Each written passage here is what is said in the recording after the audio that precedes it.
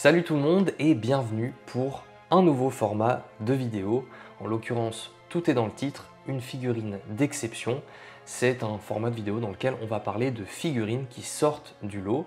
Pour ce qui est l'univers du Seigneur des Anneaux et du Hobbit, les figurines de Games Workshop, des vraies pièces majeures comme ça, il n'y en a pas beaucoup. Donc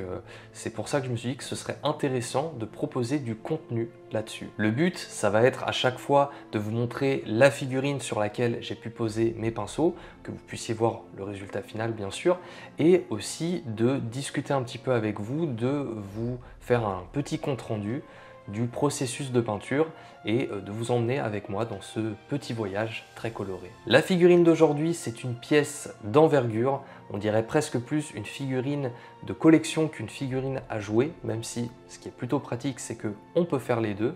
Donc c'est une figurine qui nous vient de Forge World, je ne vais pas faire durer le suspense plus longtemps, il s'agit tout simplement de Thranduil sur son élan.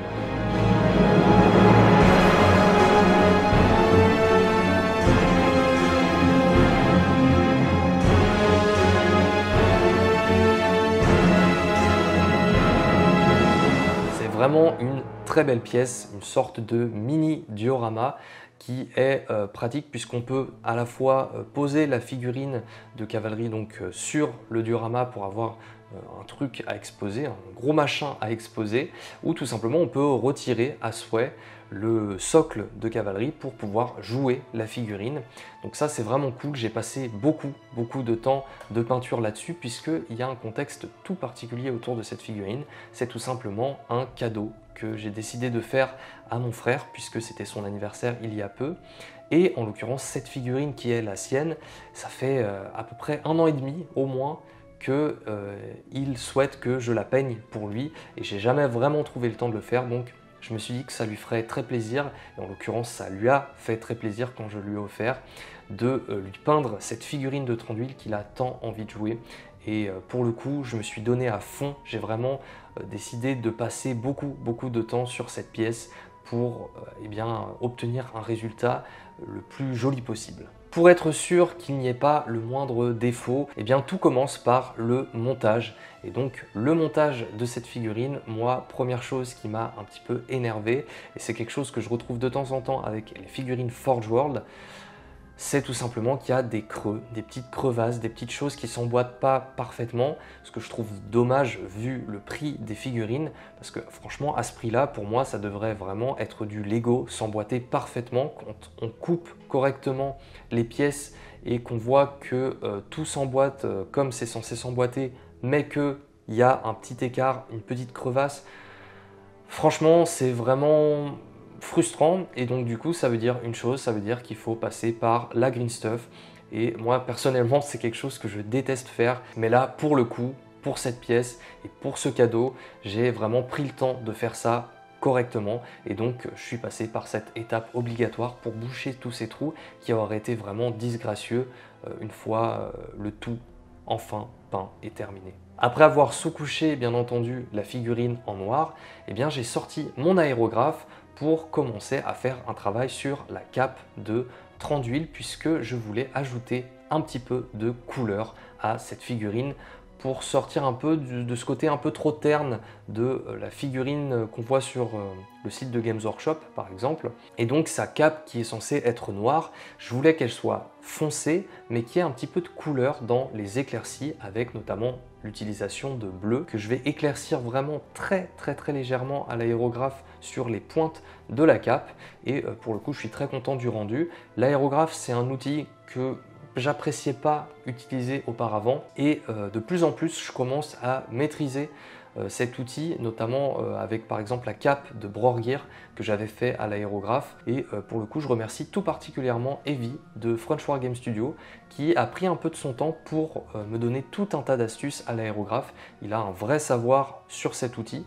et ça m'a été très utile, il m'a un petit peu réconcilié avec l'aérographe, donc merci à lui. L'autre avantage de l'aérographe, en dehors du fait qu'on peut faire de très jolis dégradés,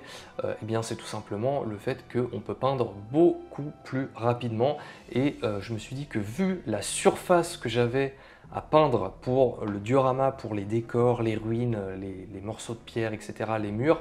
et ben franchement, le faire au pinceau, ça m'aurait pris un temps phénoménal. Et donc je suis bien content d'avoir fait tout ça à l'aérographe. En plus, j'ai pu commencer à faire des premiers petits dégradés de lumière, de couleur, pour déjà avoir une bonne base pour ces ruines. Pour la suite, je vous épargne les détails. Globalement, j'ai peint toutes mes couches de base de manière assez conventionnelle, hein, du marron pour l'élan, une espèce de blanc cassé pour les bois de l'élan, puis pareil, l'armure pour tronc d'huile, etc. avec des peintures métalliques. Je suis resté globalement très fidèle, puisque c'est ce qu'aurait voulu mon frère pour cette peinture, au tronc d'huile des films du Hobbit. Donc forcément, à part la cape, globalement, toutes les couleurs sont assez proches de ce qu'on peut voir dans le film. Je me suis quand même permis, pour peindre l'élan, de partir vers des teintes, encore une fois, un poil plus colorées que ce que propose Games Workshop en images sur son site. Donc en partant un petit peu vers le orange, cette formule de couleur marron qui tend vers le orange dans les éclaircies, c'est quelque chose que j'ai utilisé pour mes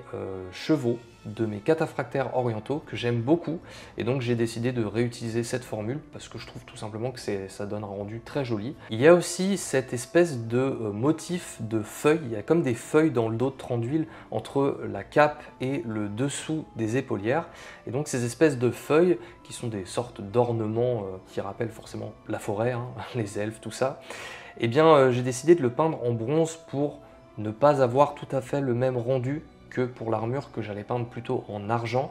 et donc ça permet un petit peu de changer de couleur pour ne pas avoir trop de monotonie dans les couleurs. On peut parler un petit peu de lavis, puisque j'ai utilisé pour par exemple toute l'armure et les fameuses feuilles dont je viens de parler, un lavis bien particulier que j'adore vraiment beaucoup, qui est sans doute un de mes lavis préférés de Games Workshop. C'est le Drakenhof Nightshade, qui est donc un lavis bleu, et je trouve que ça donne un super joli rendu sur tout ce qui va être partie métallique, en l'occurrence notamment de l'acier, puisque ça va teinter en bleu l'acier, et je trouve que ça donne un côté beaucoup plus noble à l'armure et un côté plus argent que j'ai utilisé notamment pour mes chevaliers de Dol Amroth. Et donc pareil ici, j'ai utilisé le Drakenhof Nightshade sur l'armure de tronc d'huile, mais aussi sur ces espèces d'ornements en forme de feuilles pour créer un lien entre les deux, une sorte d'union pour que ça ne soit pas trop choquant de passer d'une couleur très bronze et donc orange à une couleur armure plutôt bleutée. Et une fois que ça a séché, eh bien j'ai pu simplement mettre des petites touches d'éclaircie ici et là, alors avec du Runefeng Steel, parfois je suis même allé jusqu'au Stormhost Silver il me semble, et ça permet vraiment d'avoir un très joli rendu. Donc forcément, quand on parle d'armure, c'est bien d'avoir quelque chose qui claque et quelque chose qui a beaucoup de contraste entre les zones sombres et les zones vraiment pétantes. Pour terminer avec la figurine de tronc d'huile, j'ai mis un accent tout particulier sur le visage de tronc d'huile, puisque quand on a une figurine avec un visage découvert comme celui-là, surtout pour une figure royale, une des premières choses qu'on regarde, c'est toujours le visage. Et donc j'ai vraiment alloué un temps spécial rien que pour le visage, pour le travailler le plus possible, donner une vraie expression à tronc d'huile, particulièrement énervé en l'occurrence, hein, puisque sur le diorama il vient tout juste de décapiter quelques orques. Donc ouais, il est plutôt énervé le tronc d'huile. Et donc voilà, le but c'était d'obtenir un joli visage pour cette figurine. C'est sans doute une des parties les plus importantes de la pièce, peut-être même la partie à ne surtout pas rater. Donc forcément, il fallait que j'y passe un petit peu de temps. À présent, on va pouvoir parler un petit peu du socle et de tous ces décors qui viennent avec la figurine, ce qui compose ce petit diorama. Et du coup, bon, comme j'avais déjà une bonne base effectuée à l'aérographe, un truc que j'ai fait et qui me vient d'un youtubeur qui s'appelle Zorpazorp. Si vous ne connaissez pas Zorpazorp, c'est tout simplement le youtubeur numéro 1 pour Le Seigneur des Anneaux en figurine. Il fait des décors absolument fantastiques, des tables de jeu sublimes. Personnellement, c'est tout simplement mon créateur de contenu préféré en termes de décors, parce que vraiment à chaque fois il arrive à me bluffer et il donne tout un tas d'astuces dans ses vidéos. Et une astuce que j'ai repris ici, c'est tout simplement d'utiliser de la couleur pour des pierres. Alors c'est vrai que ça peut paraître contre-intuitif d'utiliser de la couleur pour des murs qui sont supposés être gris, mais ça donne quand même une profondeur et de la vie à ces décors qui autrement seraient vraiment très ternes. Et franchement, avoir des pierres juste grises, c'est pas forcément très intéressant. C'est la raison pour laquelle j'ai ajouté du vert et une espèce de rouge marron dans plein de petits endroits et sur plein de surfaces de pierre ici et là. Et une fois que j'avais effectué par la suite un bon brossage à sec de gris qui recouvrait un petit peu tout ça et qui uniformisait cette texture, et bien ça donnait tout de suite un résultat beaucoup plus réaliste. Et puis surtout, on sent que les pierres, elles ont du vécu et ça donne un petit peu une histoire à ce décor. Bon, après avoir terminé ces pierres et avoir fait du brossage à sec un petit peu partout, pareil pour l'arbre mort qui grimpe un petit peu au milieu de cette ruine, eh bien il était temps de terminer la figurine, ou en tout cas le diorama, avec les 2-3 petits derniers détails qui manquent. En l'occurrence, c'est qu'il y a d'autres personnages sur cette scène qui sont des orques de Gundabad morts décapités. Je les ai donc peints à peu près de la même manière que je peins mes orques du Moranon, avec des tissus et un métal vraiment sale, un peu crade, hein. Bon, c'est des orques quand même, on n'est pas sur des soldats de Minas Tirith. Et en plus de ça, j'ai ajouté un petit peu de sang, un petit peu d'effet sur les têtes coupées et le tronc d'un des orques dont on voit le cadavre sur le socle. Pour terminer définitivement ce petit diorama, j'ai quand même ajouté quelques petites mousses d'herbe ici et là de manière complètement aléatoire pour se rapprocher le plus possible du réel. Et voilà qui conclut complètement ce travail sur cette pièce qui nous montre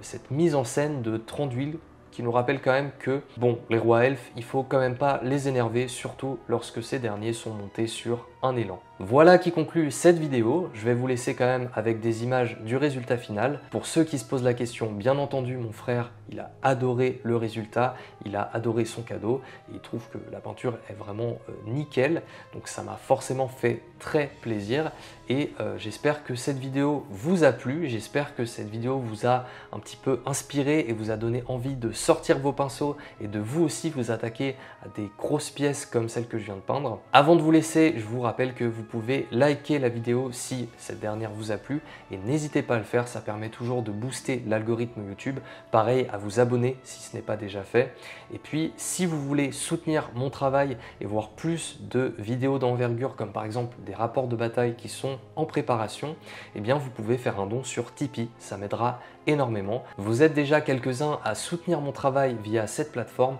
et pour ça, merci beaucoup. Si vous aimez mon contenu pour tout ce qui est relatif à la peinture, eh bien je vous invite à suivre mon Instagram et ma page Facebook, puisque je poste tout simplement des photos de tout ce que je peins. Voilà, je vous remercie de m'avoir regardé jusqu'au bout, et puis je vous dis à bientôt pour de prochaines vidéos. Allez, salut!